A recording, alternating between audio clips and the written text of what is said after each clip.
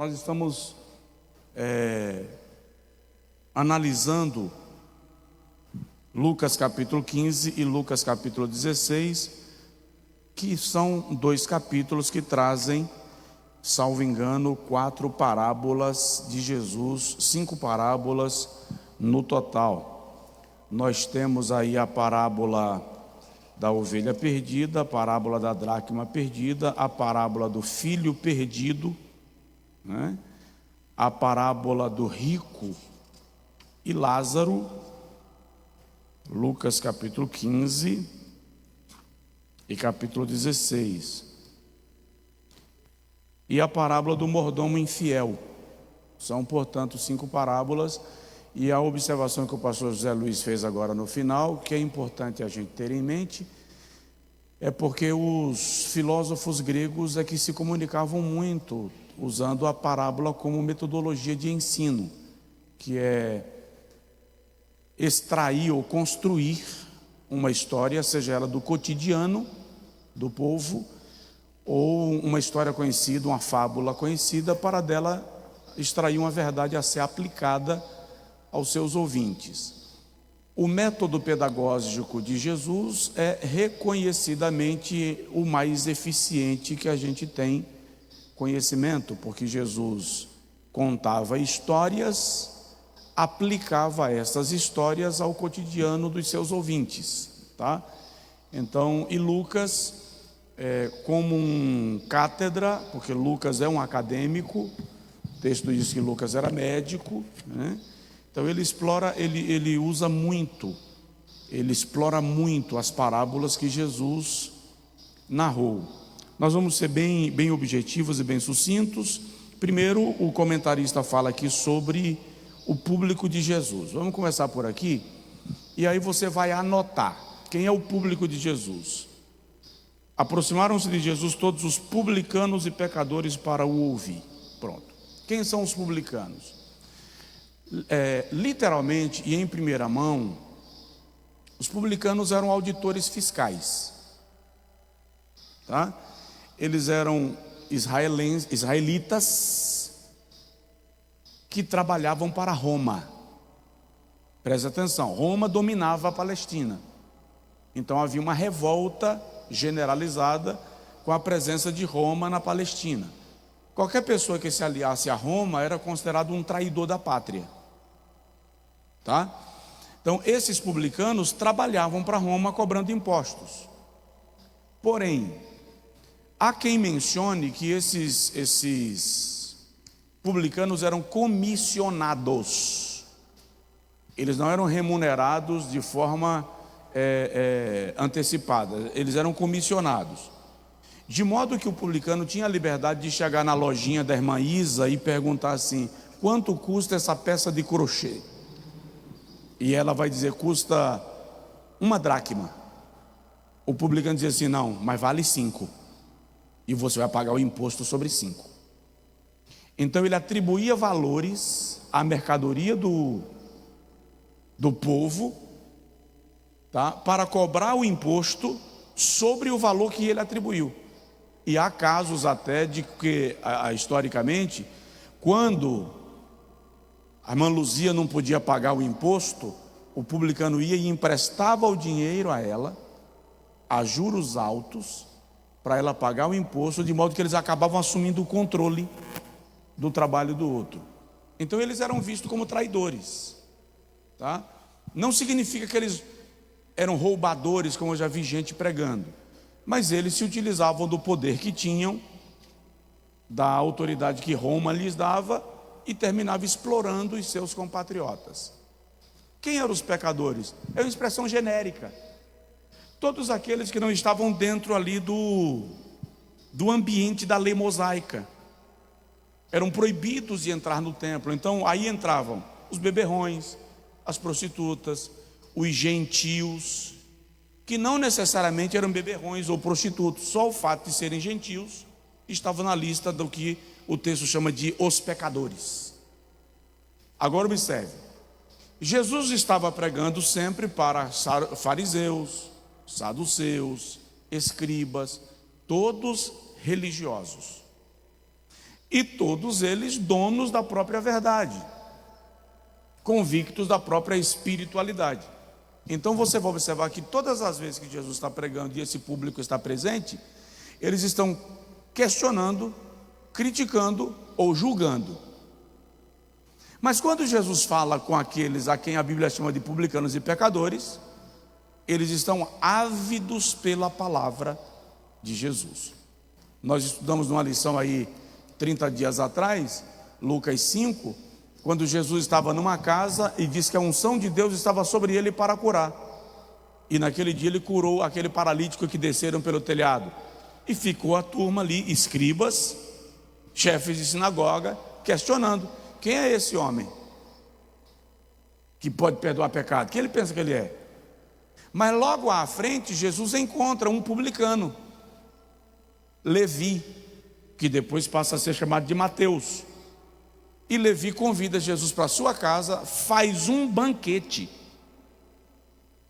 e chamou todos os publicanos para participarem do banquete. Então o público de Jesus não é selecionado pelo status, é selecionado pela fome de Deus, pela disposição de Deus, pelo coração aberto a receber a palavra de Deus. Deu para entender? Então nós não estamos aqui pelo status, nós estamos aqui pela sede e pela fome da palavra de Deus. Há diversas pessoas que poderiam estar aqui, e se fosse pelo status, provavelmente alguns de nós não estariam.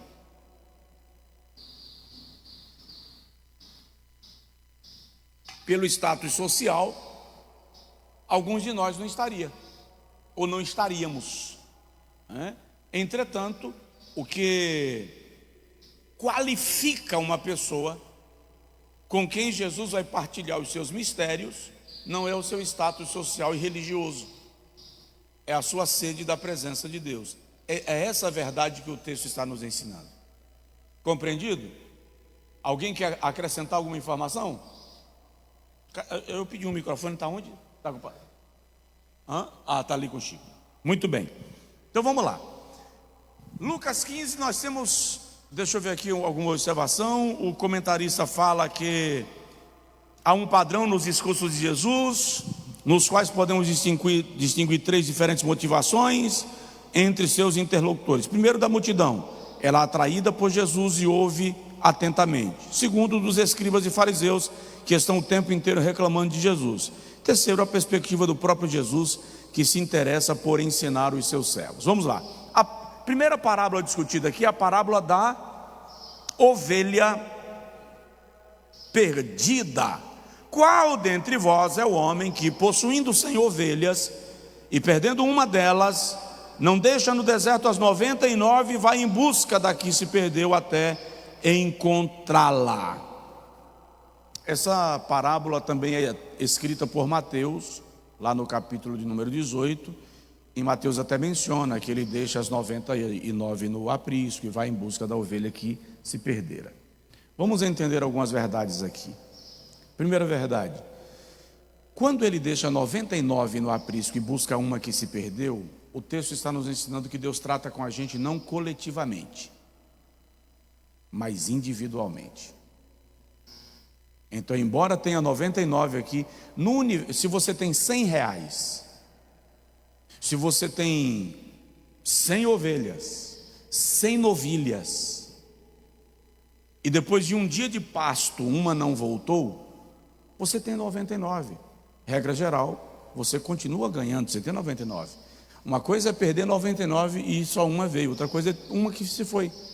Tecnicamente, a expressão seria vida que segue. Eu recupero lá na frente. Eu perdi uma, mas essa aqui vai ficar prenhe e vai compensar. O pastor deixa as 99 e vai buscar uma que se perdera. É bom lembrar, irmãos, o aprisco no contexto de Jesus era diferente do que nós entendemos como curral, tá? Primeiro porque não havia essa questão de cada pastor ter o seu aprisco. O aprisco era um ambiente fechado, grande, e muitas vezes distribuído em regiões desertas, porque os pastores muitas vezes viajavam dias, até semanas, em busca de pasto para as suas ovelhas. Então à noite todos se encontravam no mesmo lugar, e as ovelhas se misturavam. Como é que depois, no outro dia, separavam uma da outra? Uma das características das ovelhas é que elas têm uma capacidade de memória que faz com que ela reconheça a voz do seu pastor.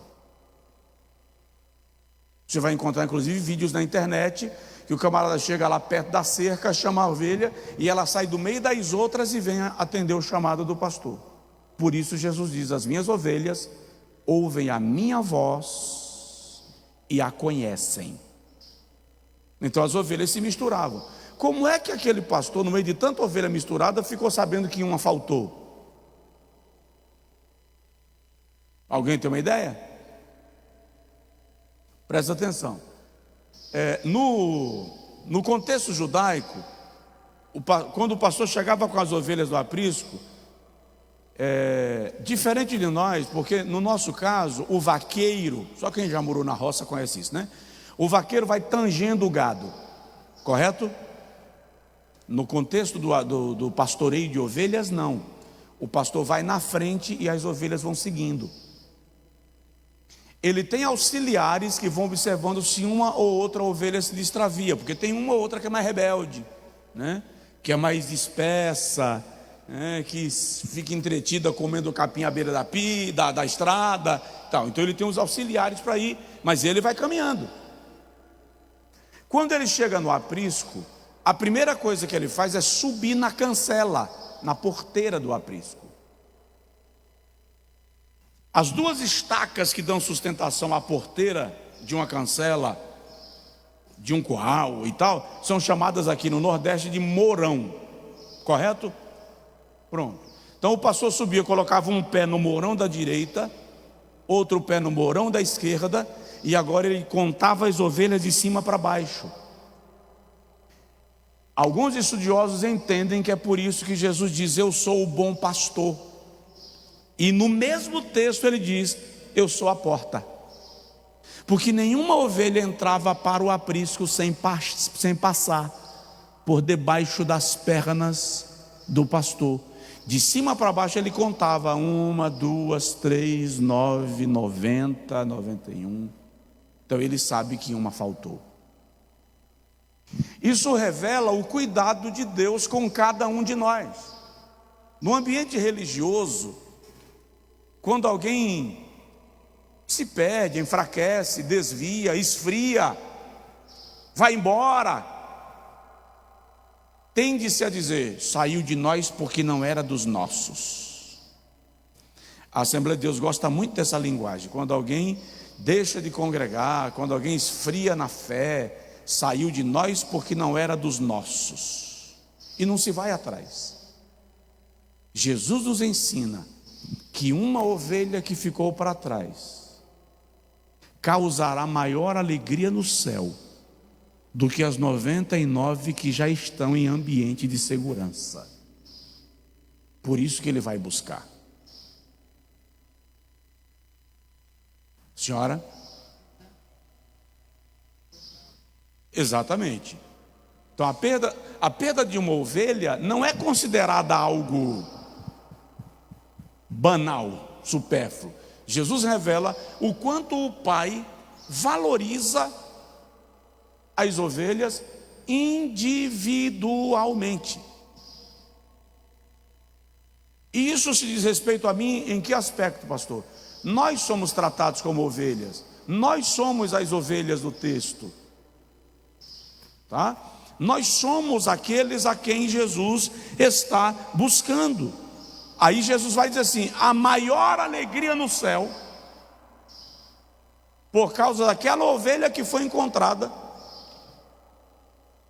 do que pelas 99 que já estavam no aprisco. A gente consegue entender isso? Porque raramente nós de fato compreendemos a importância de uma ovelha que é encontrada.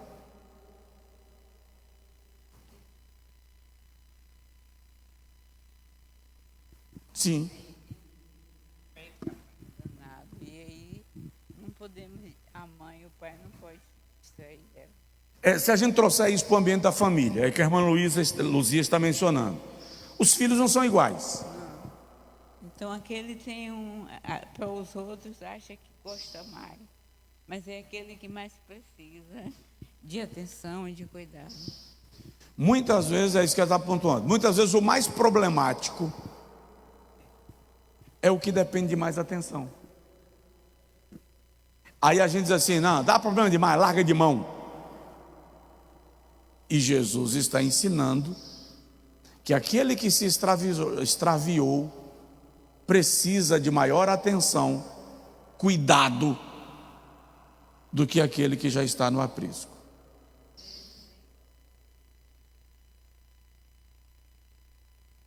Sim, e muitas vezes esse ainda no futuro ainda será mais frutífero do que aqueles que estavam o tempo inteiro ali, tudo bonitinho. Ainda tem esse aspecto, que é o aspecto da graça de Deus. Não importa o nível que o indivíduo chegou, quando ele se rende de fato à misericórdia de Deus, ele se tornará útil no reino de Deus. Entendido? Segunda parábola é a parábola da dracma. E aí a parábola, quem está anotando?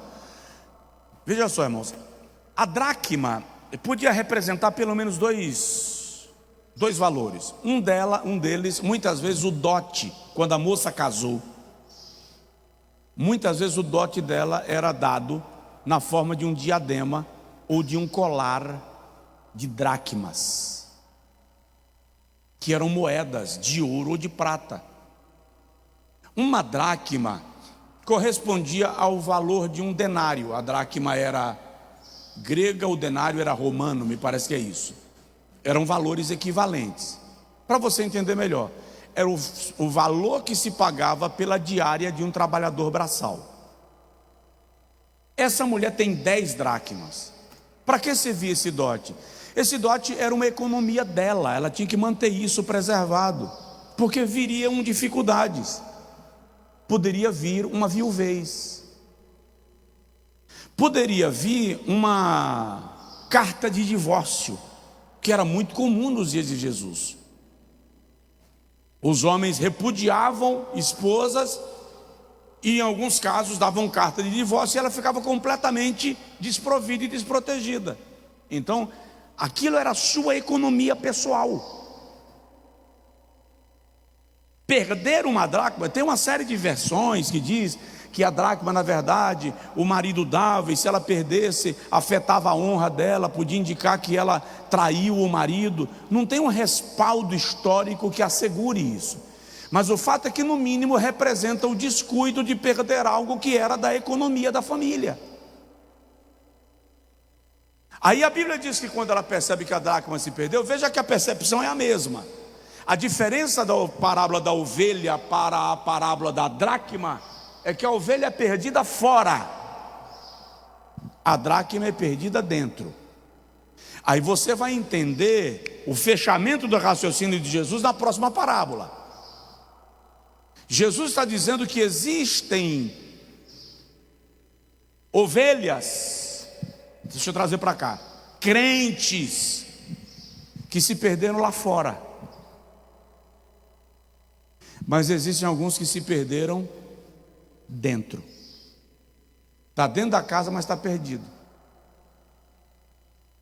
Aí ele diz, a dona da casa acende as lâmpadas, varre a casa, fala de uma procura diligente, cuidadosa, zelosa, e ela valoriza tanto a dracma que quando ela encontra, a Bíblia diz, ela chama as suas amigas para celebrar. Vamos aprender uma lição aqui? Por que ela não chamou as amigas na hora de procurar? Só chamou na hora de celebrar? Porque contar teus problemas para as amigas divulga a tua crise. Para de sair envolvendo pessoas nos problemas que você tem. Alguém já disse que 85% não se importa. 10% só quer ficar perto para saber como é que você vai se sair do problema. E 5% só está se importando com a festa, não está nem aí para a solução.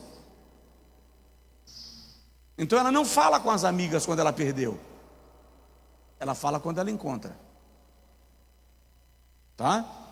Quando ela encontra, ela chama as amigas. Se você estiver anotando, anota aí algumas lições que a parábola da dracma perdida nos ensina. Novamente, Deus valoriza cada um. O pastor tinha 100 ovelhas, perdeu uma, representa 1%.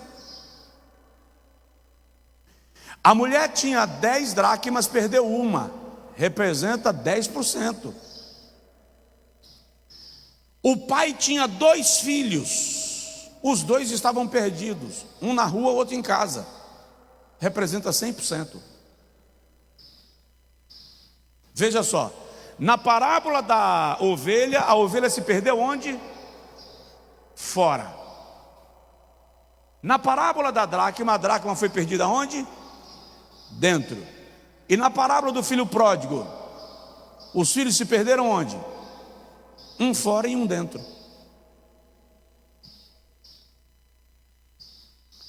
Não, pastor, mas o outro estava em casa. Vou lhe mostrar nesse tanto que ele estava em casa, mas estava tão alheio e perdido quanto o que foi embora. Na verdade, o protagonista da parábola da ovelha é o pastor. O protagonista da parábola da dracma é a dona da dracma. O protagonista da parábola do filho pródigo não é o filho pródigo, é o pai. Você pode observar que toda a ação é feita pelo pai. Toda a ação de resgate é feita pelo pai. O que isso significa? Que o protagonista da nossa história não somos nós. Eu e tu não somos salvos porque nós nos esforçamos para isso, porque nós merecemos isto, porque não, eu paguei o preço. Pagou nada, irmão. Tudo isso é resultado de um Deus que não abre mão de nós. Amém? Então anota aí, a gente não vai demorar. Algumas lições da parábola da dracma perdida. Deus valoriza cada um. Deus nos valoriza individualmente. Ela podia ter largado de mão. Não, perdi dentro de casa, uma hora aparece. Quando você perde algo dentro de casa que não é urgente, você toma tempo procurando? Não. Você só toma tempo procurando quando é urgente. Você vai precisar agora. Aí você sai procurando. Quando não é urgente, você, não, uma hora aparece. Vai aparecer quando eu menos estiver lembrando. Não. Ela mostra urgência na procura da dracma que ela perdera. Segunda lição que nós aprendemos aqui: não se conforme com a perda. Busque recuperar o que você perdeu. Terceira lição que nós aprendemos: seja diligente, procure avidamente, acenda as lamparinas, remova as coisas, tá? Quarta lição que nós aprendemos: valorize as pequenas coisas. Valorize as pequenas coisas. Quinta lição que nós aprendemos: o céu se alegra pela restauração, pela recuperação da dracma que se perdeu, que é uma referência a nós, como tesouro de Deus. Tudo bem? Vamos lá. E o filho pródigo, que é a terceira parábola aí. Jesus disse que um pai de família tinha 2 filhos. O mais novo disse ao pai: me dá a parte da herança que me pertence. O pai deu a herança, o pai vendeu, repartiu a herança entre ambos. Vamos ler o texto? Lucas 15, versículo de número 11. E o mais moço deles disse ao pai: pai, dá-me a parte dos bens que me pertencem. E ele repartiu entre ambos, repartiu por eles. Olha bem para mim. Você lembra que lá na frente o filho mais velho diz assim: eu te sirvo todo esse tempo e tu nunca me deste nenhum cabrito? Lembra que ele fala isso quando o outro volta? Ele está sendo honesto? Não. Não, porque quando o pai vendeu e repartiu a herança, o pai não deu só para o mais novo, o pai também entregou para o mais velho. O pai foi justo. E diga-se de passagem, a lei mosaica estabelece, quem é o mais velho deles dois? Pronto. A lei mosaica estabelece que o mais velho recebe porção dobrada em relação ao mais novo. Então ele recebeu o dobro do que o mais novo recebeu. E está dizendo para o pai que o pai não dava para ele nem um cabrito. Ele está sendo justo?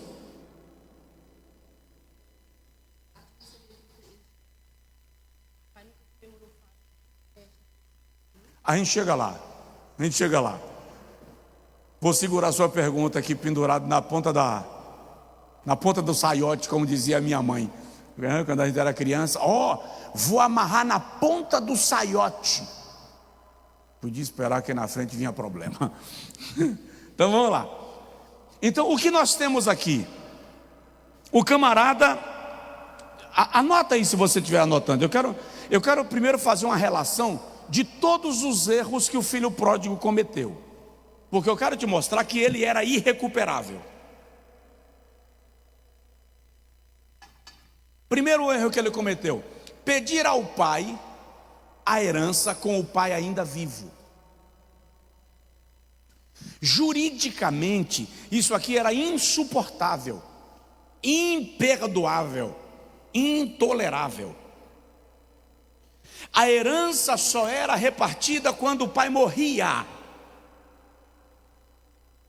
Chegar para o pai, com o pai vivo, claro, né? E dizer, me dá a parte da herança que me pertence, é uma forma de dizer para o pai, você está vivendo demais, eu não aguento mais esperar você morrer.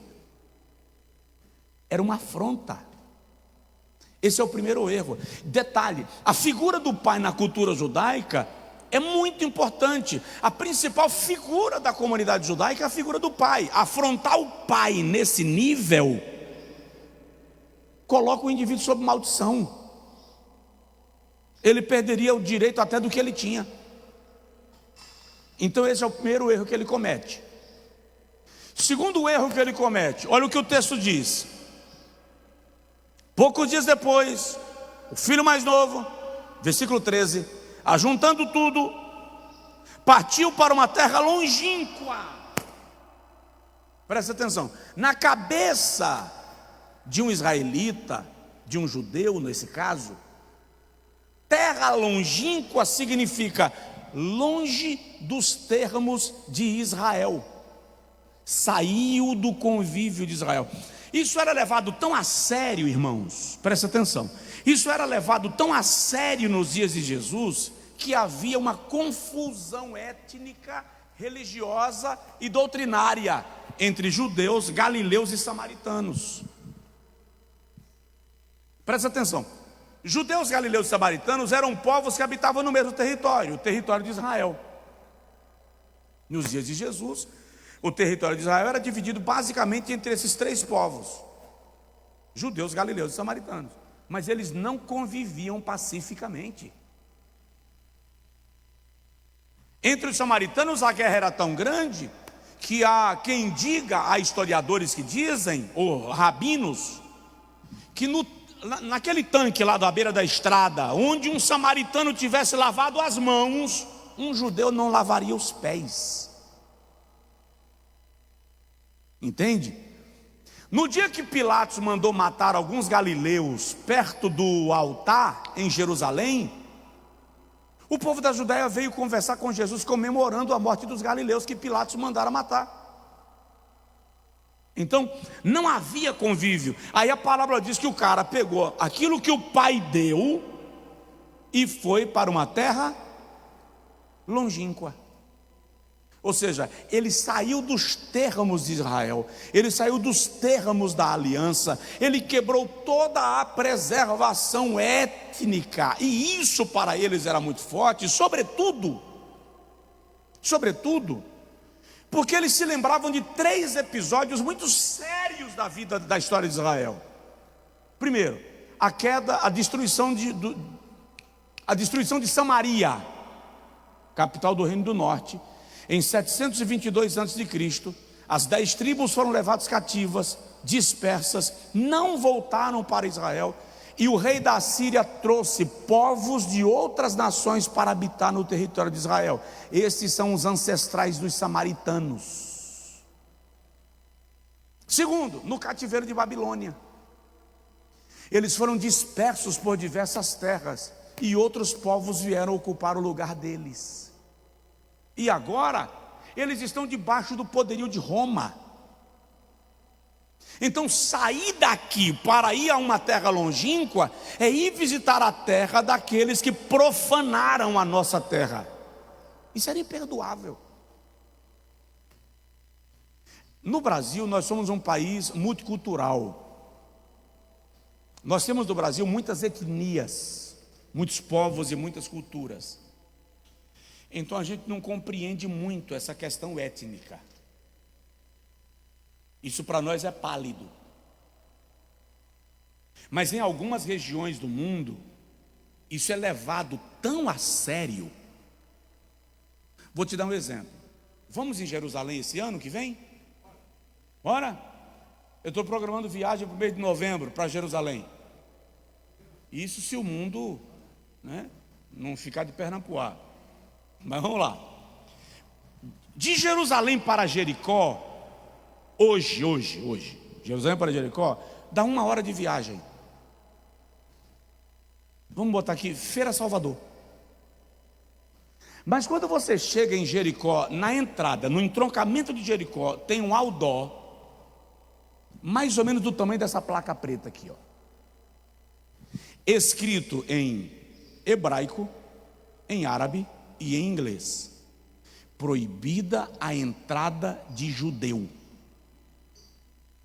sujeito à morte. Está no mesmo território, está 1 hora de viagem. Mas israelenses não entram em Jericó, a não ser que tenham autorização do governo federal do país.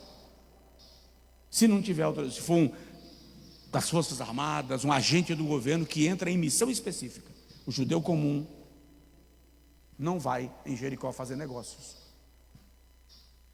A questão étnica em algumas regiões é muito séria. É por isso que você vai encontrar notícias do mundo árabe, do mundo africano, de etnias destruindo outras etnias. Porque a coisa é muito forte. O cara saiu para uma terra longínqua, ou seja, ele abandonou o ambiente dele e foi para um lugar completamente averso. Esse é o segundo erro que ele comete. Terceiro, olha o texto: e ali desperdiçou os seus bens vivendo dissolutamente. Lá na frente o irmão mais velho vai dizer que ele gastou tudo com as prostitutas. E o interessante é que prostituta ali não é necessariamente prostituição. O termo ali é orgias, festas, drogas, bebedeira. O cara bagunçou. Para um povo que tem na sua mente, na sua memória, o compromisso com Deus e a lei mosaica, isso aqui é profanação, é imperdoável. Esse é o terceiro erro que ele comete. Quarto, e havendo gastado tudo, é um outro erro que um judeu não vai cometer, irmão.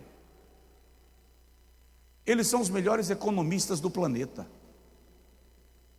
A economia do mundo passa pelas mãos de judeus. E o camarada gastou tudo. Ele não seguiu nem o princípio de entregar a Deus as primícias, de entregar a Deus o dízimo de tudo, e de pegar 20% da sua renda e guardar para a economia familiar. Isso aqui é tradição judaica. 20% é guardado para a segurança da família. Ele gastou tudo. Quebrou. Quarto pediu herança com o pai ainda vivo, foi para uma terra longínqua, gastou com prostituição, gastou tudo. Quarto. Quinto erro que ele comete, que torna ele arrebentado. Versículo 14. E havendo ele gastado tudo, havendo naquela terra uma grande fome, começou a passar necessidades, e foi, e chegou-se a um dos cidadãos daquela terra. Ele foi pedir emprego a um gentil. Ele se rebaixou ao ponto de pedir emprego a um gentil. Isso aqui não pode ser perdoado. Deixa eu te falar a gravidade disso. Nos dias de Jesus, eu não sei quem é o historiador que diz que os judeus faziam uma oração agradecendo a Deus por não terem nascido cachorro e por não terem nascido gentios. Eles consideravam o gentio a escória da humanidade. E o camarada foi lá e pediu emprego a quem? A um gentio. Vamos para o sexto nível que ele desce? Qual foi o emprego? Apacentar porcos. O judeu não era permitido nem de passar num território onde os porcos habitavam. Era um animal impuro, sujo. E ele vai trabalhar com porcos. Acabou, ele chegou ao fundo do poço. Está perdido, sem chance. E para piorar, como se dissesse assim, se não desse para ficar pior, ou quando você pensa que não dá para piorar, piora um pouco mais, ele desejou comer as bolotas que os porcos comiam. Não diz que ele comeu as bolotas dos porcos, diz que ninguém lhe dava nada. Alguns historiadores tomam isso ao pé da letra e dizem que não lhe autorizaram comer nem a comida dos porcos. Mas o fato é que ele desceu ao fundo do poço. Agora presta atenção. Na parábola da ovelha, a ovelha foi perdida fora. Na parábola da dracma, a dracma foi perdida dentro. Na parábola do filho pródigo, você tem dois filhos. Um que está perdido lá fora e o outro que está perdido aqui dentro. Abre um parêntese só para eu alertar. Nós temos que vigiar para nós não estarmos perdidos dentro de casa. Para nós não acharmos que só pelo fato de estarmos dentro de casa estamos garantidamente fazendo o que precisa ser feito. Aí o filho diz assim: quantos jornaleiros na casa do meu pai têm abundância de pão e eu pereço de fome? Levantar-me-ei, irei ter com meu pai. Agora, o texto diz no versículo de número 17: e caindo em si. Interessante, essa expressão caindo em si, quando você pega ela no texto bíblico, dá a entender, é como se ele tivesse saído de si para olhar para si de fora para dentro. É como se ele tivesse vivido um momento de êxtase, tá? Ele vai para um nível de contemplação que é mais espiritual do que físico. E ele olha para si mesmo, como se estivesse diante de um espelho. Olha a situação que você está. Olha que nível você chegou. Lembra que na casa do teu pai até os jornaleiros tinham abundância de comida? E você, se fosse Josué conversando com Josué, eu diria assim: e você, seu idiota, aqui perecendo de fome? Porque quando eu quero brigar comigo, eu esculambo comigo. Eu chego na frente do espelho e digo: você é um imbecil, você é uma besta. Aí ele para e diz assim: eu vou me levantar, eu vou ao encontro do meu pai. É interessante que a ovelha não poderia ter iniciativa para vir. A dracma é inanimado, ela não tem condição de se mover para ir em direção a quem ele procura, mas o filho tem. Aqui agora Jesus já vai nos ensinar que eu e você temos o poder do raciocínio, do conhecimento, do arbítrio para nos levantarmos e irmos ao encontro de Deus. Não ficarmos parados em nossa tragédia. E ele levanta e vem. Agora, você já percebeu que ele vem ensaiando o discurso? Eu vou chegar lá e vou dizer: pai, eu pequei contra o céu perante ti, não sou digno de ser teu filho, me recebe como jornaleiro. Ele vem programando o discurso. Aí você vai começar a perceber, e a gente já muda de foco, que quando ele vem ao longe, versículo de número 20. E levantando-se, foi para seu pai. E quando ainda estava longe, viu-o seu pai. Quem viu quem? Responde para mim. Quem viu quem? Foi o filho que viu o pai ou o pai que viu o filho? Foi o pai que viu o filho. Você começa a perceber agora que toda a movimentação é do pai. Seu pai lhe viu de longe. Moveu-se de íntima compaixão. Correu ao seu encontro. O abraçou e o beijou. Olha as atitudes do pai. Diga comigo. Viu, sentiu, correu, abraçou, beijou.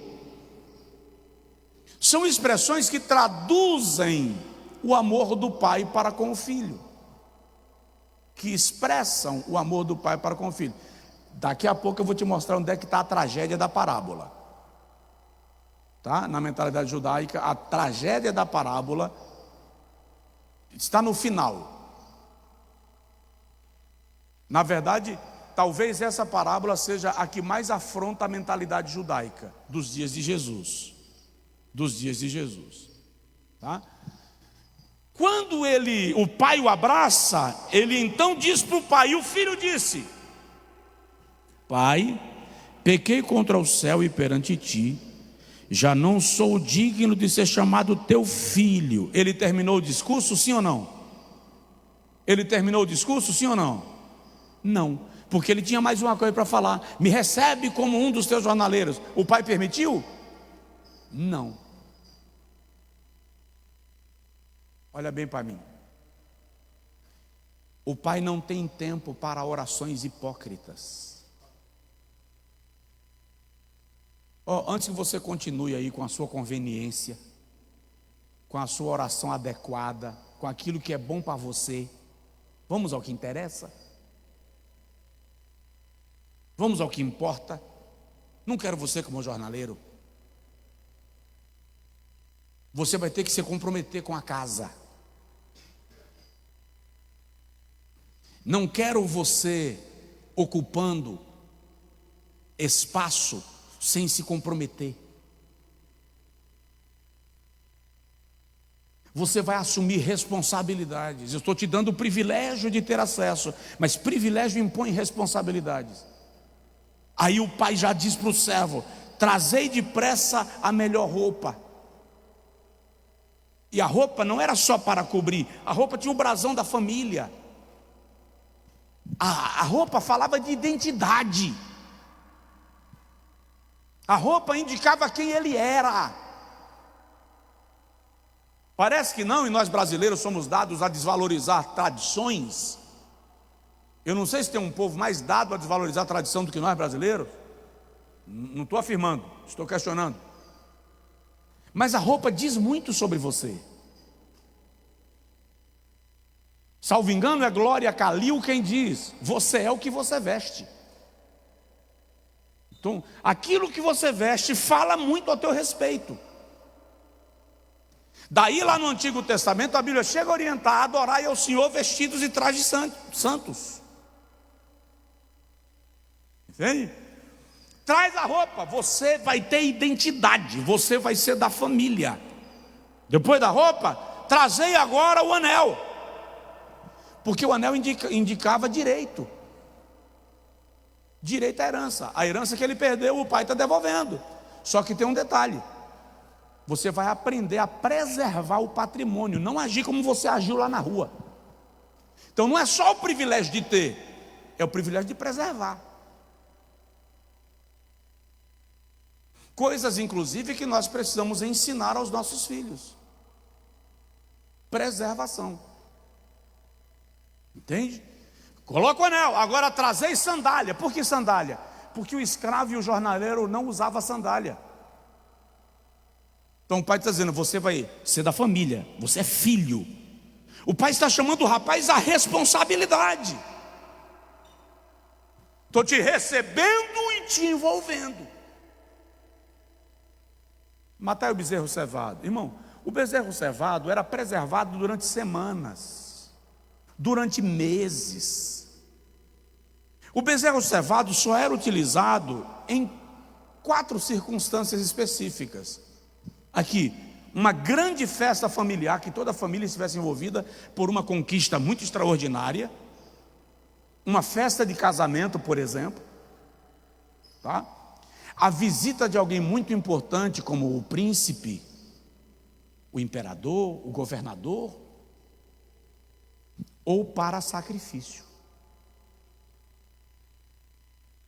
Ele era alimentado separado dos outros, com um trigo específico, com água específica. Ele era tratado como especial.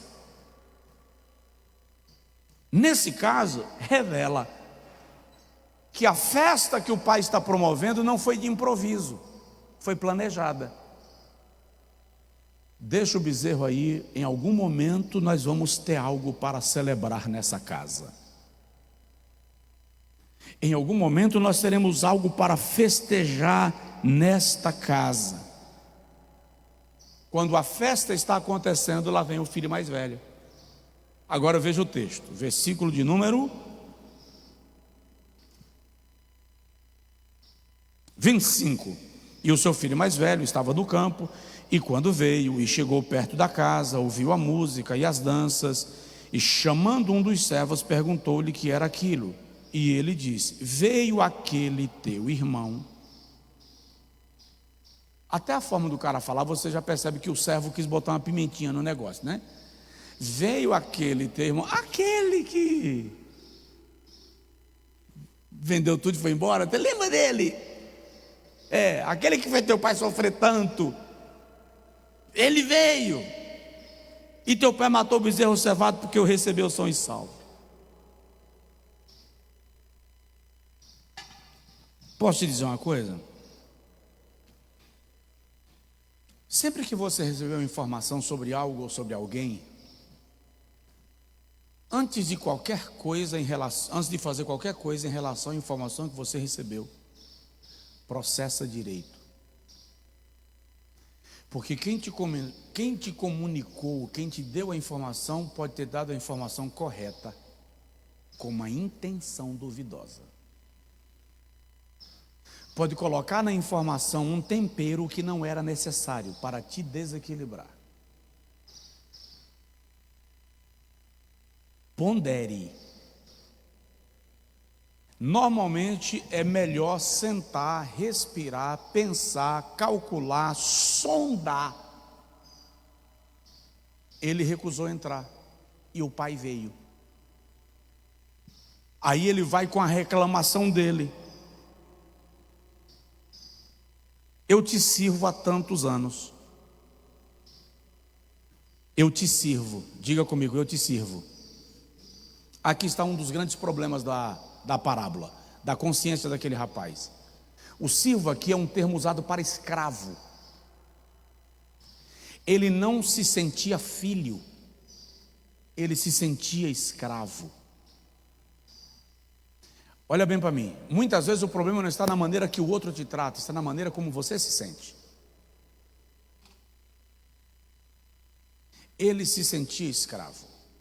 Muitas vezes o problema não está na maneira que o outro se comporta ou faz, está na maneira como você o enxerga. Por isso que nós temos que estar sempre ajustando a nossa visão, a nossa ótica e a nossa percepção. Então ele diz: eu te sirvo, eu sou teu escravo há tantos anos, e tu nunca me deste um cabrito para me alegrar com os meus amigos. Qual foi a observação que a senhora fez?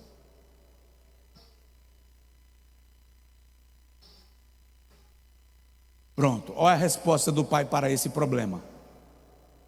Filho, tu estás sempre comigo. Embora lá no versículo 11 eu tenha te dado a tua parte da herança, eu não separei o que era teu do que era meu. Então tudo que é meu é teu.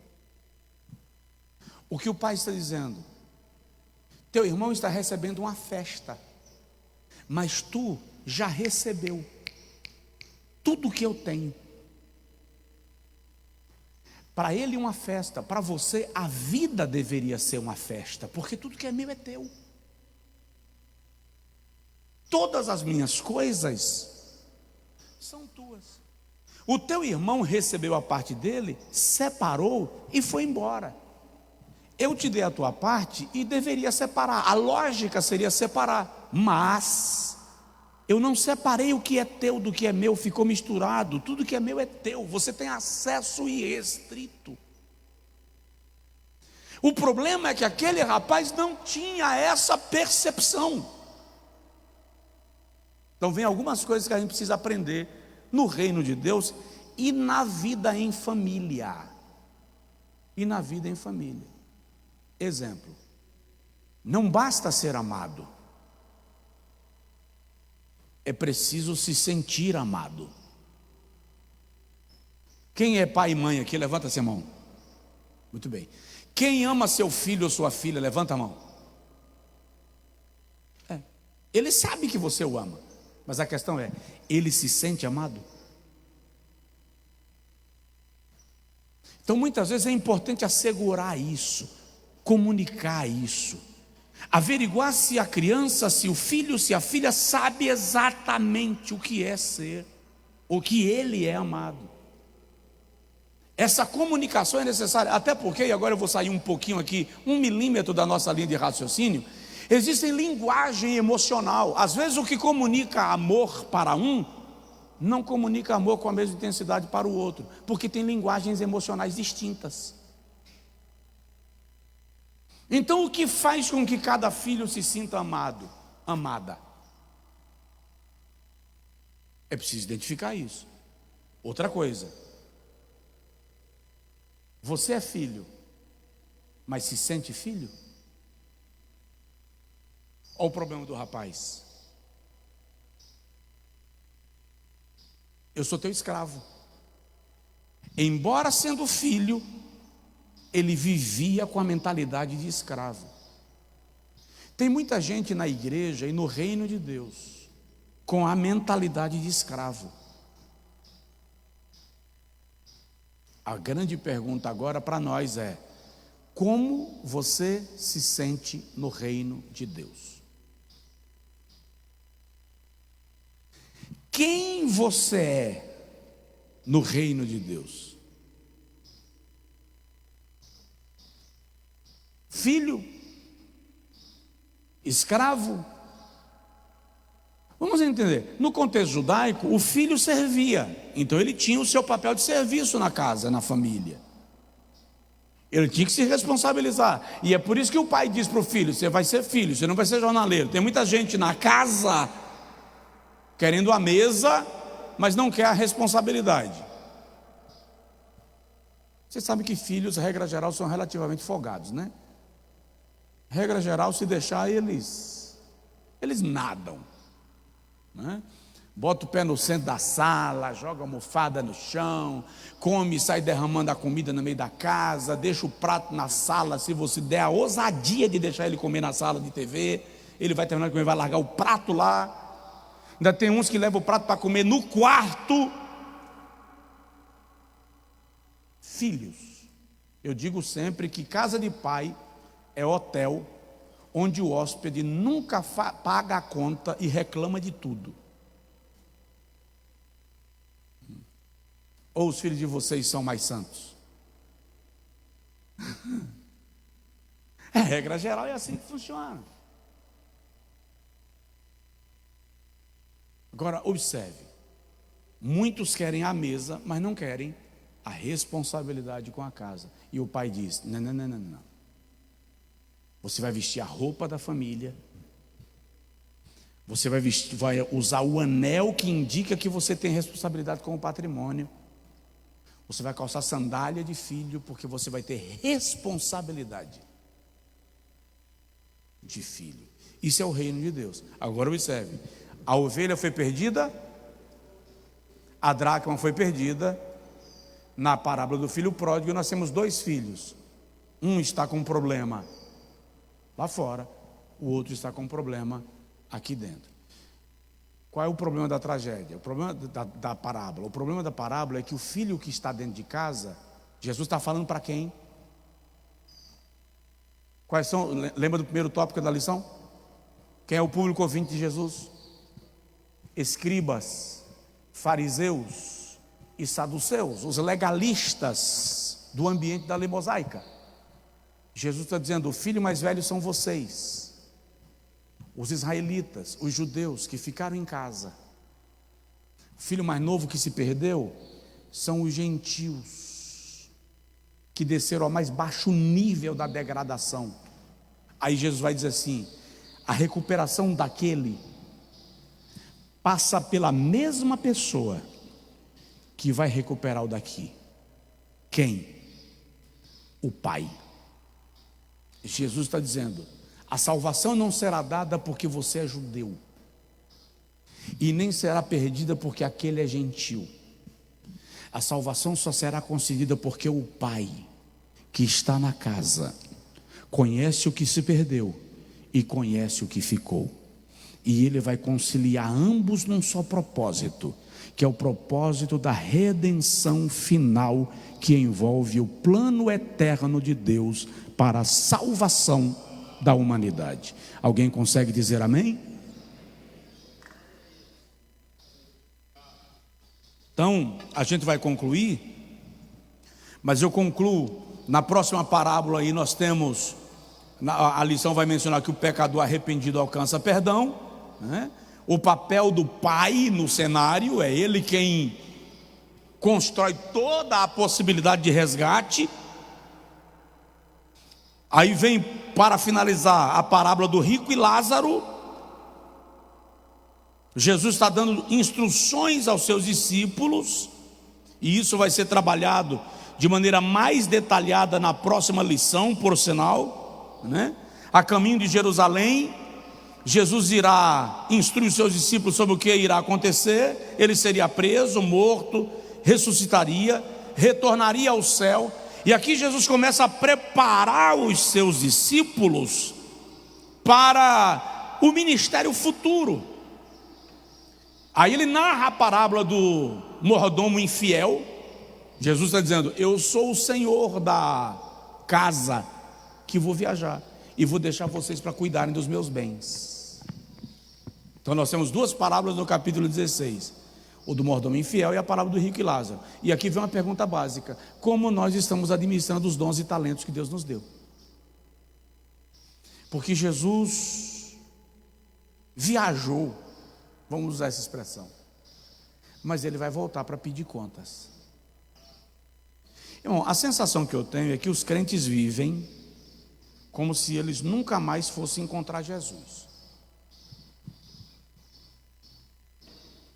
Prega, canta, evangeliza, discipula, instrui, vive a vida cristã, trabalha, ganha dinheiro, gasta, como se nunca fosse sentar perto de Jesus, para Jesus dizer assim: vamos ver aqui como é que você administrou tudo que eu coloquei na tua mão. Eu me lembro de uma frase da ex-senadora Heloísa Helena, salvo engano, alagoana, quando ela disse: estou desistindo da política. E alguém perguntou a ela por quê. Ela disse: porque vai haver um dia que eu vou mergulhar no grande oceano e tenho que me deparar com o grande tubarão branco e prestar contas de tudo que eu fiz. Nós vivemos como se nunca fôssemos prestar contas de nada ao Todo-Poderoso.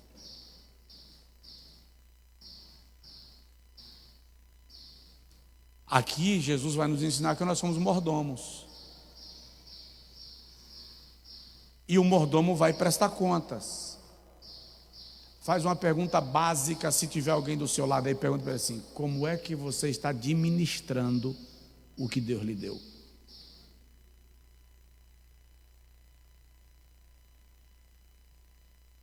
É um chamado a ponderar a vida. Vamos encerrar que o calor está ficando insuportável. Estou vendo gente aí já colapsando. Aí, a última parábola, que é a parábola do rico e Lázaro, aconteceu, morreu o mendigo, ser levado pelos anjos para o seio de Abraão. Morreu também o rico e foi sepultado. Quem vem para a escola domingo que vem? Levanta a mão quem vem para a escola domingo. Eu estou pensando que tem gente que vai viajar, né? Vai tirar férias, vai para a praia, né? Eu vou atrasar a lição uma semana e nós vamos estudar isso aqui do rico e Lázaro domingo. Isso aqui merece uma atenção assim bem. Aqui nós vamos falar de eternidade, céu e inferno. O que é real? O que é simbólico? Como é que funciona a partida? Como é a vida depois da morte? Justos e ímpios, como isso funciona? Como compreender? Como é que o rico conseguiu conversar com Abraão? Como é que esse rico viu Lázaro no seio de Abraão? Que eles estavam em lugares diferentes. Por que ele pediu? Manda Lázaro ir lá dizer aos meus irmãos que não venham para cá. Você tem aqui um cara no Hades lutando para evangelizar, e gente em Feira de Santana que não evangeliza nem quem está dentro de casa. E aí? E a prioridade do evangelismo da família? Tem muita coisa para a gente discutir aqui nessa parábola. Aí Jesus vai dizer assim: não precisa ninguém ir lá não. Lá estão Moisés e os profetas. Mas Moisés estava lá? Então qual é o tempo dessa parábola? Qual é o contexto que Jesus diz que Moisés estava lá? Por que Jesus diz isso? Moisés estava vivo? Moisés estava lá? Quais profetas? Então nós vamos deixar para estudar isso domingo. Só quem concorda diz amém. Quem não concorda diz assim: quero estudar agora. Vai, fervoroso. Tá bom? E aí, você que está online, aí na próxima, aqui nós temos os dois últimos itens: 2 mortes, dois destinos, e nós vamos conversar sobre isso domingo pela manhã. Amém?